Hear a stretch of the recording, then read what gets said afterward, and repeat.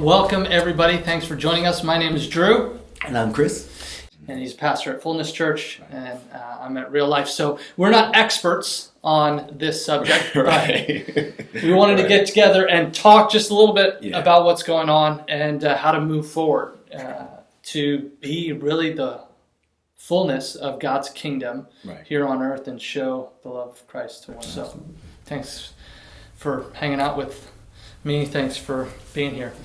I want to start off with this question. Juneteenth is coming up, and until I met you, I had no idea what this was, and I remember the first time I admitted that, you said, "Are you kidding me?" Right. So help me, again, understand what this is about, why this is important. Even on Facebook the other day, I saw somebody say, "We need to celebrate this as a national holiday." Why is it so important? What is it? Yeah. Well, first of all, look, the idea that no one or a group of people didn't know what it was, it just floored me. Like, it's one of those things where you just, again, realize, wow, like, we are from two different worlds, you know? Yeah. But Juneteenth, okay, so the Emancipation Proclamation happened, and slaves were free.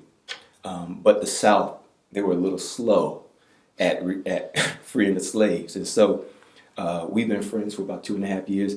It was about 2.5 years that they were kind of keeping the slaves, you know. And it was Juneteenth that the slaves were actually notified, hey, you're free. Wow. And so that was basically Freedom Day for the slaves. And so that's why that's so important, because you have this whole community, this whole group of people, black people, who are like, oh, we're finally free. Wow. You know, they've actually been working 2.5 years as slaves. Free men, they didn't even know. Wow. You know. So how is that typically celebrated, or how do you pay your respects to that? Like, what does that look like? Well, thank God in Virginia now it's a paid holiday. Right. But you know, different people, they celebrate it different ways. You know, sometimes it's a cookout. Maybe it's just a recognition, nothing real big. There in my family, there wasn't really a certain way that we celebrated. We just knew what it was. Yeah. More than likely, we would celebrate 4th of July. You know, have cookout on 4th of July. Yeah. But anytime, let me just say, anytime you want to make an excuse for a barbecue, you know, you know, and so Juneteenth was a good opportunity for us to kind of celebrate what happened, and black people actually knowing that they're free. Yeah. You know, and isn't that how Jesus did though? He set us free, but then he sends people into the world to let people know, hey, Jesus, he made you free. Yeah. And so you have a lot of bound people who are bound now, and who are free and don't even know it. Yeah. They're still living bound. And so that's what it was. What it was. I'm sorry to preach, but no, that's good. That's what it was. No, I think that's a beautiful callback to even reflecting on my life, to say, where am I still bound? Where am I still working? And Jesus is like, no, I freed you of that. Yeah. So you had your own Juneteenth. Yeah, that's right.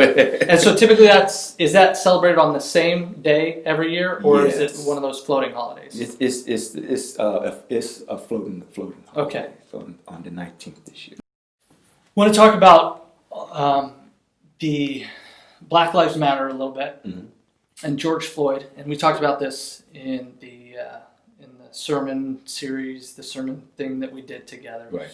But now it's a couple weeks past, and some of the media is not as loud about it anymore. And sure, we have COVID-19, and kind of is silencing a little bit. Tell me a little bit about how you've processed things over the last couple weeks, and what does it mean for you as a pastor and as a black man to see that some of this stuff that was like, we got to change, is already just a little quieter. Maybe in some good ways. In that it's not as violent, or maybe not. Just all right. So this might be a little long, but good. It may be short, but it may be long. So remember our last conversation, and I kind of warned. You know, that was my that was one of my things where I was saying, I just hope that we continue the conversation when the media dies down and everything gets quiet. And just like clockwork, something big happens and we get in the uproar, and then all of a sudden, like what happened? We're on to the next thing. We're trying to figure out how to get basketball back in and things like that, and so that's where we are, and that is quite frustrating for me personally.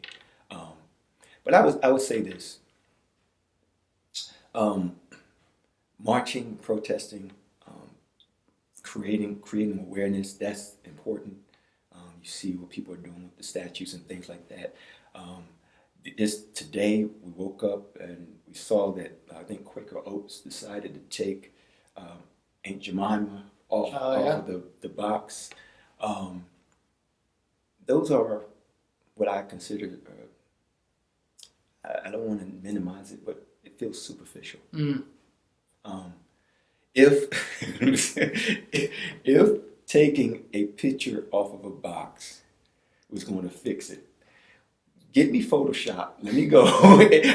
I'll pay whoever needs to be paid in order for them to create the perfect graphic to fix it all. It's not going to fix it. The real hard work has to begin where we deal, of course, like we talked last time, we deal with our internal situation. We deal with what's going on, but also got to deal with our own influence. Yeah. Right? You and I are pastors, so we lead our churches. For you and I, that it starts there for us.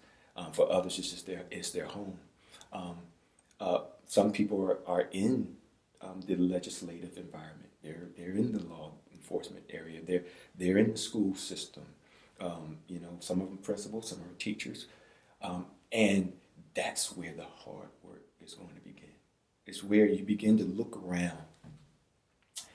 Now that your eyes have been opened, you look around and say, okay, is my environment reflective of what I want to leave for my children? Yeah.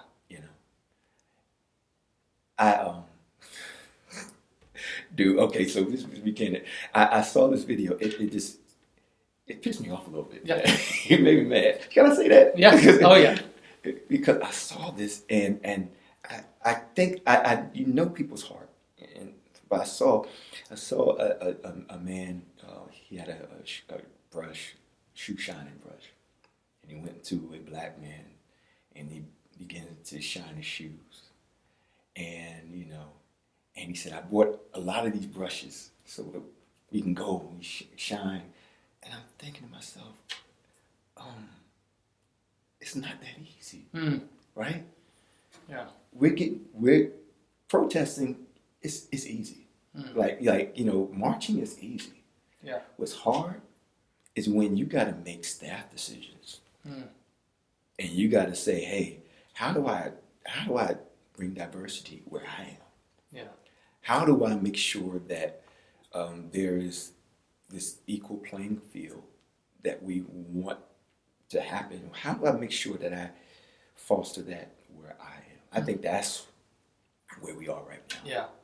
So and that's why I'm fearful for, because people don't like hard work.